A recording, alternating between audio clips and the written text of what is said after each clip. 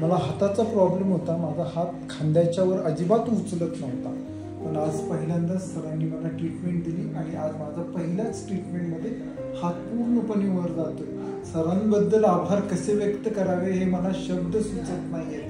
खूप खूप धन्यवाद सर. Thank you sir.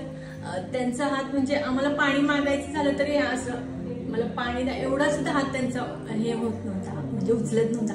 आता त्यांचा हात पूर्ण म्हणजे एवढा तरी जातोय.